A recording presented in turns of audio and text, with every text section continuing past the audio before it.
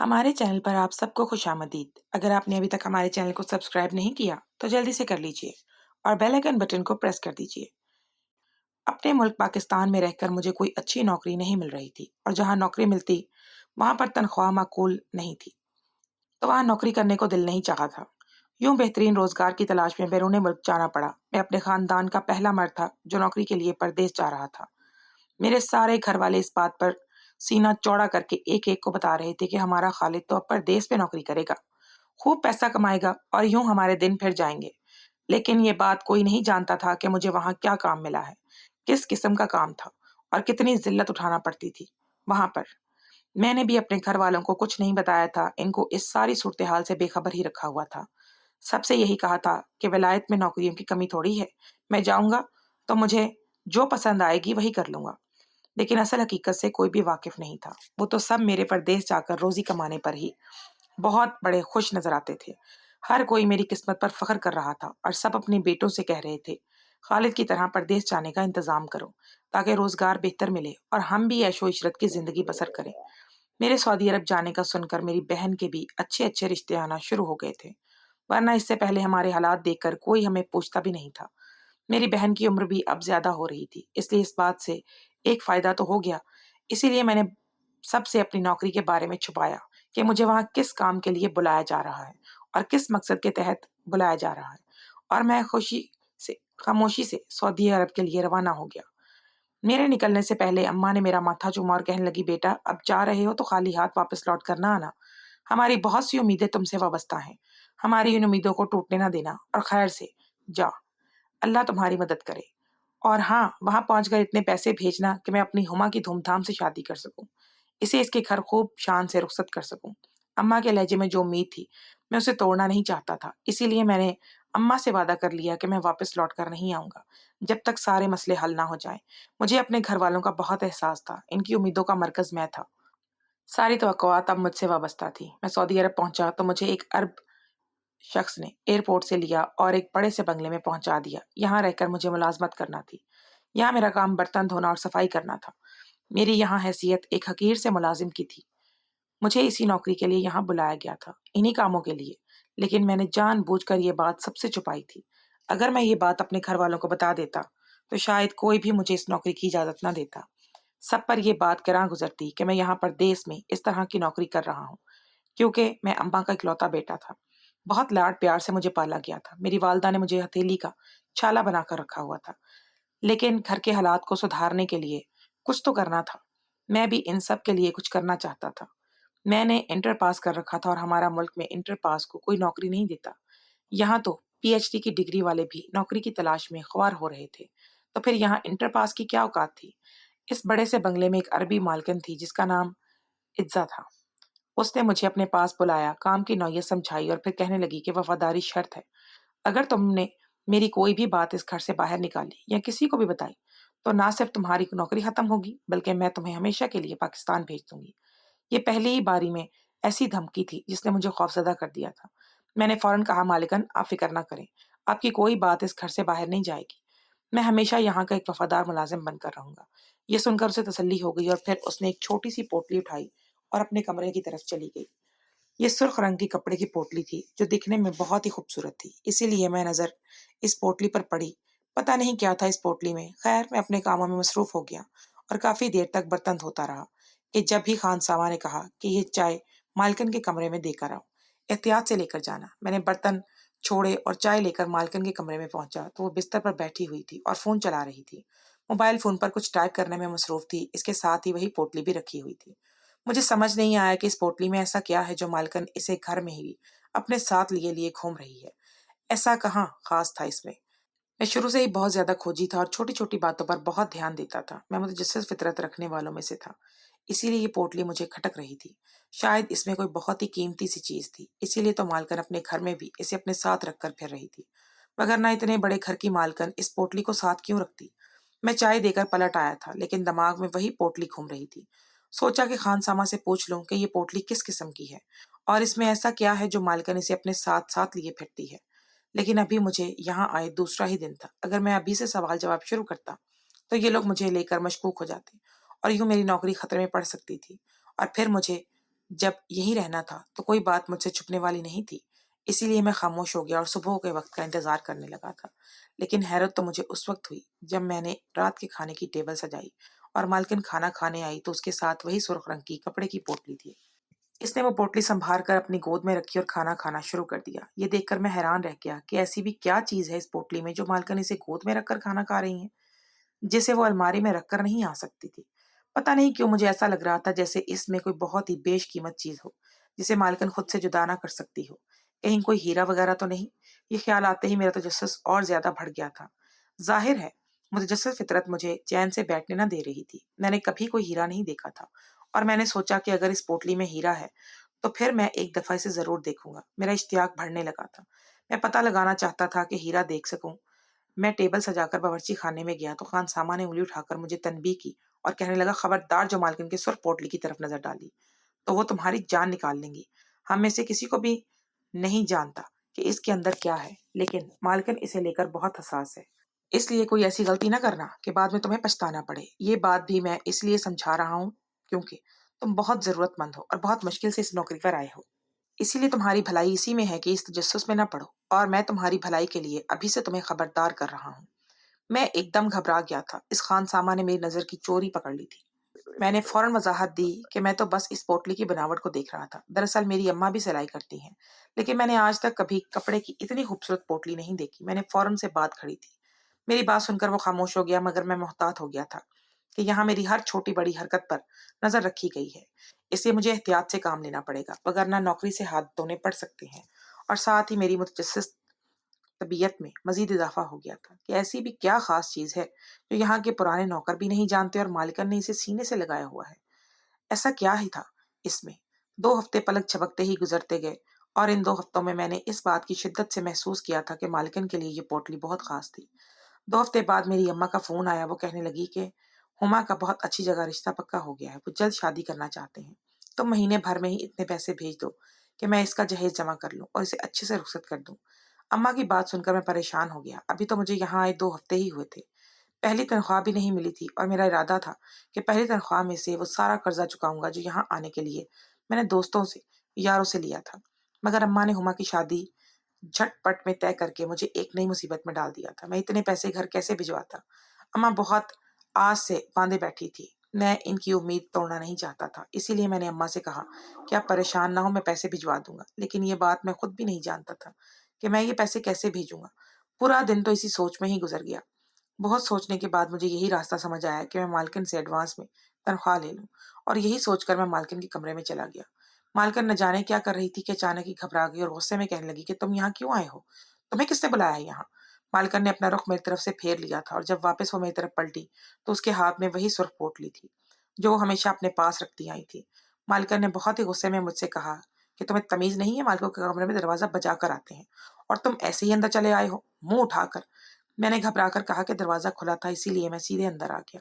میں معافی چاہتا ہوں مالکن، میں آیا تو مالکن سے ایڈوانس کے پیسے مانگنے تھا، لیکن میری وجہ سے ان کا مزاج خراب ہو چکا تھا اور مجھے لگا کہ اگر ایسے میں نے ان سے پیسے مانگے تو مجھے کچھ بھی نہیں ملے گا، اسی لیے بنا اپنی بات کہے میں پلٹ آیا۔ مالکن نے بھی پوچھا نہیں تھا کہ میں کیوں ان کے کمرے میں آیا تھا۔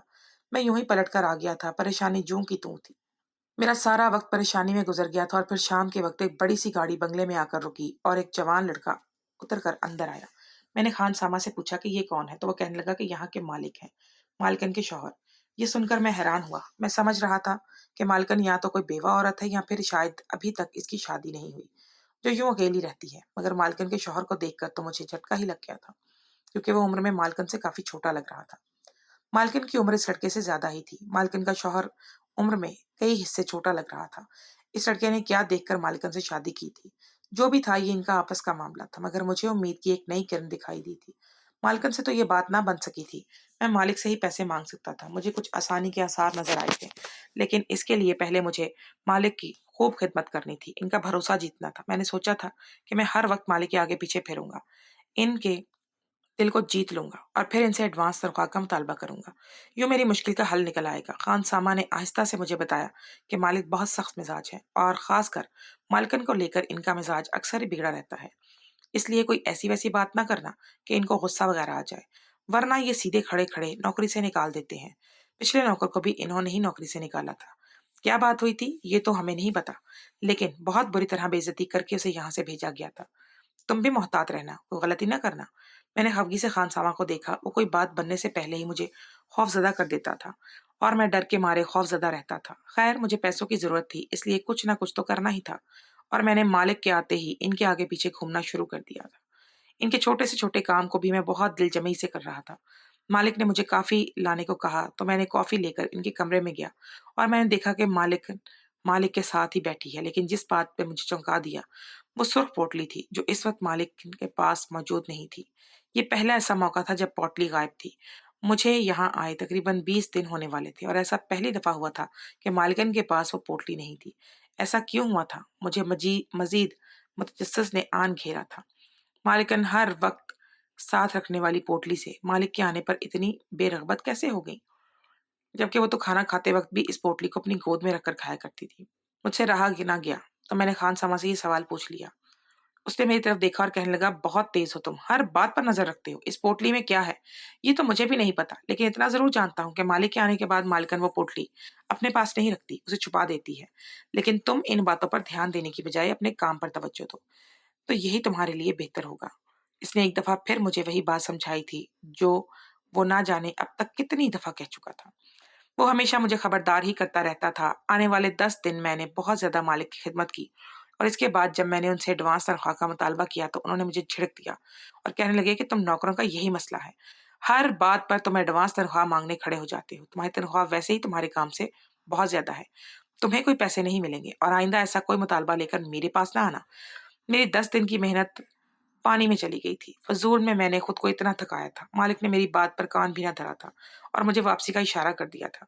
मैं मायूस सा हो गया था इनके इस रवैये पर। मालकन भी वहीं मौजूद थी, लेकिन वो भी बुरी तरह खामोश थी। कुछ नहीं कहा था। मुझे लगा था शायद वो ये बात सुनकर मेरी कुछ मदद कर देंगी, मगर नहीं, वो भी खामोशी से सब देखती रही। मुझे सख्त महरूमी के एहसास ने आन घेरा। मेरी सारी उम्मीद दम तोड़ गई थी। मुझे बिल्कुल नहीं समझ आ रहा था कि अब मैं पैसे कैसे अरेंज करूंगा। और फिर मेरे दिमाग में ख्याल आया कि क्यों ना मैं वो कीमती चीज चुरा लूं जो मालकन इस कदर संभाल कर रखती है। यकीनन कोई वो बहुत खास चीज होगी जो मालिक को वो गैर मौजूदगी में सीने से लगाए फिरती है।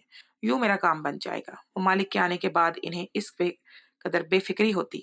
लेकिन चोरी का सोचने के बाद मुझे खुद ही बहुत ज्यादा डर लगने लगा था, क्योंकि मैंने सुन रखा था कि सऊदी अरब में चोरी के कानून बहुत सख्त हैं और यहाँ अगर चोरी साबित हो जाए तो सीधे हाथ काट दिए जाते हैं। मुझे ये सोचकर ही खौफ आ रहा था कि अगर किसी को इस चोरी का इल्म हो गया तो क्या होगा। अंजाम से भी डर लग रहा था। मैंने दिल में इतनी सोच को फौरन झटला दिया और खुद को समझाया कि ऐसी किसी हरकत की कोई जरूरत नहीं है कि जिससे नौकरी भी जाए और काम भी ना हो। लेकिन फिर दूसरे ही दिन अम्मा का दोबारा फोन आ गया। कहने लगी, जल्द से जल्द पैसों का इंतजाम कर दो, लड़के वालों ने बहुत जल्दी का शोर मचाया है। बड़ी दुआएं भी की थी रिश्ते के लिए। अब अगर कोई बदमज़गी हुई तो इज़्ज़त खाक में मिल जाएगी और तुम्हारी बहन मज़ीद डिप्रेशन में चली जाएगी। मैंने अम्मा को समझाया कि कुछ दिन के लिए इन्हें रोक कर रखें, लेकिन अम्मा कहने लगी वो रुकने को तैयार नहीं। अगर मैं टाल-मटोल की तो इतना अच्छा रिश्ता हाथ से चला जाएगा और फिर तेरी बहन के बालों में चांदी उतरने लगी है। ऐसा ना हो कि वो मेरी दहलीज पर ही बूढ़ी हो जाए। ये कहकर अम्मा रोने लगी और उसके आंसू मुझसे बर्दाश्त ना हुए। सारी जिंदगी हुमा ने रिश्तों के इंतजार में गुजार दी थी और अब जाकर उसका रिश्ता आया तो पैसों का मसला खड़ा हो गया था। गरीब लोगों का सबसे बड़ा मसला ही गुर्बत है। ये दूर हो जाए तो बाकी सारे मसले अपने आप हल हो जाएं। बहुत सोचने के बाद मैंने रिस्क उठाने का फैसला किया। अगर मेरी चोरी कामयाब हो गई तो मैं बहुत सारे मसले हल हो जाते और अगर मैं पकड़ा जाता तो रोज होकर मालिकों से माफी मांग लेता, रो धोकर। यही सोचकर मैंने मंसूबाबंदी शुरू कर दी। 2-4 दिन मंसूबाबंदी में ही गुजर गए और फिर एक रोज ऐसा हुआ कि मालिक और मालकिन दोनों ही डिनर के लिए बाहर चले गए। खानसामा की छुट्टी हो चुकी थी। मुझे भी बर्तन धोकर अपने क्वार्टर में वापस आना था। यही वो मौका था जब वो मेरे अलावा बंगले में और कोई मौजूद नहीं था। मैंने मौके से फायदा उठाया और मालकिन के कमरे में पहुंच गया था।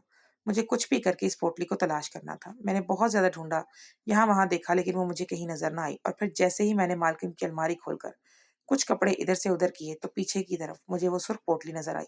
मैंने जल्दी से उसे अपनी जेब में छुपाया, सारे सामान को वापस तरतीब से रखा और सीधा बंगले से बाहर निकलने लगा। मैं खौफ के साए तले वहां से निकल रहा था, लेकिन इसी वक्त मालिक और मालकन बंगले में दाखिल हो रहे थे।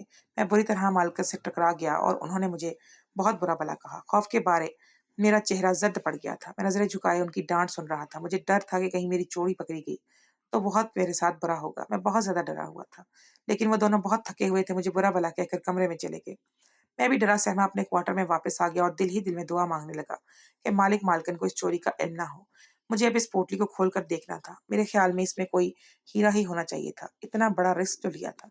मैंने क्वार्टर के दरवाजे को अच्छी तरह लॉक किया और फिर डरते दिल के साथ जैसे ही वो पोटली खोली तो मुझे इसके अंदर एक सफेद रंग की चमकती हुई चीज दिखाई दी। लम्हे भर के लिए मेरा सांस रुक गया था। शायद मेरी सोच सही साबित हुई थी। वो कोई कीमती हीरा या पत्थर ही था। जैसे ही मैंने उसे पोटली से निकाला मेरी आंखें हैरत से फटी की फटी रह गई। मैंने सोचा भी नहीं था कि पोटली के अंदर मालकन ने ऐसी चीज संभाल कर रखी होगी। ये तो गुमान में कभी भी नहीं था कि ये काम सी चीज मालकिन के लिए इतनी खास थी। मैं सर पकड़कर बैठ गया था। मैंने चोरी भी की और मेरे हाथ कुछ भी नहीं आया क्योंकि ये एक सफेद रंग की फिटकड़ी का टुकड़ा था और इसी बात ने मुझे हैरान होने पर मजबूर कर दिया था। मैं हैरत ज़दा सा अपना मुंह लेकर बैठ गया था कि एक आम सी चीज को इस कदर छुपाकर और संभाल कर रखने की क्या जरूरत थी। ये तो पाकिस्तान में भी आम दस्तयाब है और कोई ऐसी कीमती भी नहीं कि जिसे मालकन ने इतना संभाला हुआ था। मेरा सारा वजूद पसीने पसीने हो गया था। मुझे बैठकर कुछ ही देर गुजरी थी कि कमरे का दरवाजा बजने लगा। मैंने घबरा कर पूछा कौन है, तो बाहर से मालकन की आवाज आई। वो सख्ती से कह रही थी खालिद दरवाजा खोलो। वैसे अरबी जुबान बहुत ही नर्म और मीठी होती है लेकिन गुस्से में इसका अंदाज बहुत ही सख्त होता है और इस वक्त मालकन का अंदाज बता रहा था कि वो गुस्से में है। मुझे बहुत अच्छे से अरबी आती थी और इसी वजह से मुझे ये नौकरी मिली थी। मैं मालकन के अंदाज से ही समझ गया था कि अब मेरी शामत आने वाली है। अब मेरी खैर नहीं है। मुझे अपनी मुलाजमत तो उससे तो हाथ धोते हुए नजर आ रहे थे, साथ ही सजा का खौफ सताने लगा। इस कमरे का एक ही दरवाजा था और इस पर मालकन खड़ी थी। मेरे पास भागने का भी कोई रास्ता नहीं था, इसलिए मैंने ना चाहते हुए भी दरवाजा खोल दिया। लेकिन इससे पहले मैंने वो सुर्ख पोटली और फिटकरी छुपा दी थी। मालकन सीधी अंदर आई और कहने लगी लाओ मेरी पोटली मेरे हवाले करो। उनकी आंखें सुर्ख अंगारा हो रही थी। इंतहाई गुस्सा था चेहरे पर। मैंने हिकलाते हुए इनकार किया कि मेरे पास कोई पोटली नहीं है। मालकन ने गुस्से से मुझे देखा और कहने लगी अच्छी तरह जानती हूँ कि तुम्हारी गैर मौजूदगी में तुम ही मेरे कमरे में आए थे और तुमने ही फिटकड़ी निकाली है। मैंने घर के कैमरे लगवा रखे हैं, उसमें सब कुछ जानती हूँ। अब अगर तुमने वो पोटली मेरे हवाले नहीं की तो मैं अपने शौहर को इस चोरी के बारे में बता दूंगी। फिर तुम जानते ही हो कि तुम्हें क्या सजा होगी। तुम अच्छे से वाकिफ हो यहाँ के कानून से। मालकिन की बात सुनकर मेरी रूह तक कांप उठी थी। ये बात तो मैंने सोची ही नहीं थी कि मेरी मालकिन इतनी अमीर है, इतने बड़े बंगले में रहती है, तो इसने ऐसे ही सब कुछ तो नहीं खुला छोड़ दिया होगा। मेरे वहम गुमान में भी नहीं था कि यहाँ छुपे हुए खुफिया कैमरे लगे हुए हैं। मैंने डर के मारे वो पोटली मालकिन के हाथ में रखी और खुद उनके कदमों में बैठ गया और रोते हुए उनसे माफी मांगी और इन्हें बताया कि मुझे पैसों की शदीद जरूरत थी। मेरी बहन की शादी है और मुझे अपने वतन पैसे भिजवाने हैं, लेकिन मेरे पास पैसे नहीं है। मैंने मालिक से मांगे थे लेकिन उन्होंने आपके सामने साफ इनकार कर दिया। जब कोई रास्ता ना बचा तो मैंने मजबूर होकर ये कदम उठाया। मालकिन ने मजबूती से वो पोटली पकड़ी और कहने लगी मैं जानती हूँ तुम्हें पैसों की जरूरत थी और ये भी जानती हूँ कि तुम्हारे मालिक ने इनकार कर दिया, लेकिन इसका मतलब ये नहीं कि तुम मेरी चीज चुराते फिरो। क्या मिला तुम्हें ये चोरी करके? इसमें सिवाय फिटकरी के और क्या है? मेरी अलमारी में हजारों रुपए पड़े थे, तुमने उसमें से कुछ भी नहीं उठाया और ये पोटली उठाकर चले आए। तुम कैसे ऐसे उठा सकते थे, जो कि तुम्हारी असल जरूरत थी? अगर चोरी की ही थी मैंने तो सर झुका लिया था। वाकई मालकिन की अलमारी में बहुत सा पैसा भी था, लेकिन मेरे जहन में सिर्फ और सिर्फ पोटली समाई हुई थी। मुझे लगा था कि ये पोटली ही मेरी सारी मुश्किलें हल कर देगी, इसलिए मैंने इस पैसे पर नजर भी नहीं डाली थी। मैं तो हीरा समझ कर लाया था, लेकिन यहाँ तो फिटकरी का पत्थर निकला था। मालकिन ने वो फिटकरी मेरे सामने रखी और कहने लगी कि ये मेरे लिए बहुत कीमती है। शायद तुम्हें इस बात का एहसास ना हो, लेकिन ये मेरे लिए हीरे से भी ज्यादा कीमती है। मैं तुम्हारे मालिक से उम्र में बहुत ज्यादा बड़ी हूँ और हमारे बड़ों ने ये रिश्ता तय जबरदस्ती कर दिया था। तुम्हारे मालिक मुझे मेरी बढ़ती उम्र की वजह से पसंद नहीं करते थे और इसीलिए मैंने इस फिटकड़ी का इस्तेमाल शुरू कर दिया। इसका नतीजा ये निकला कि अब तुम्हारे मालिक मुझे अपने साथ बाहर लेकर जाते हैं और पहले की तरह मुझसे नफरत भी नहीं करते। हाँ, इन्हें मुझसे बहुत मोहब्बत नहीं है, लेकिन वो फिर भी मेरा एहसास करते हैं, ख्याल करते हैं मेरा। मेरे लिए यही काफी है। दिखने में ये एक आम सा पत्थर है, लेकिन ये जादुई पत्थर है जिसने मेरी किस्मत बदल दी है। मैंने नासमझी से मालकिन को देखा तो वो हंस के कहने लगी कि इस पत्थर ने मुझे जवान बना दिया है और यही वजह है कि मैंने तुम्हारे मालिक का दिल जीत लिया है।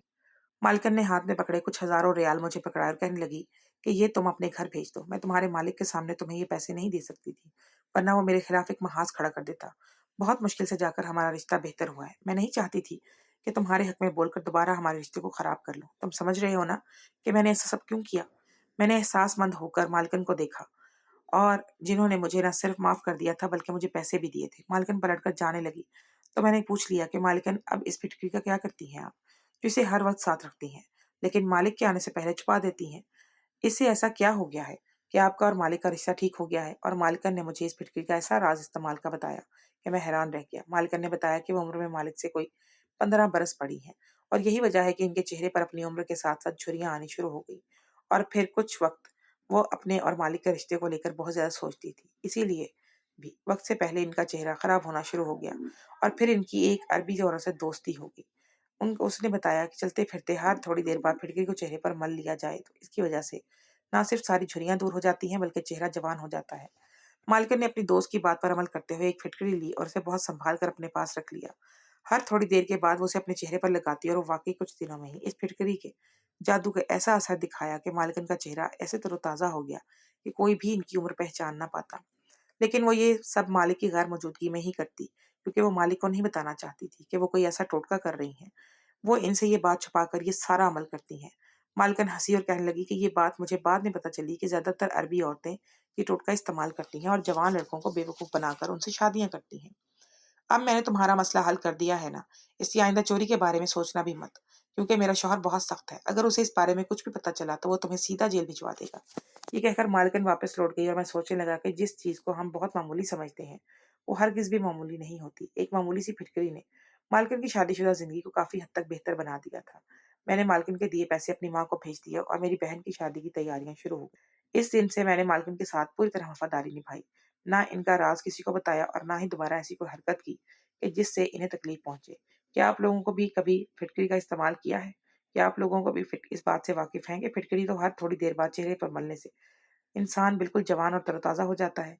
इससे चेहरे की रौनक और ताजगी बढ़ती है, चेहरा हशाश वशाश तरोताजा रहता है। ढलती उम्र के आसार को जायल करने में इसका इस्तेमाल बेहतरीन नुस्खा है।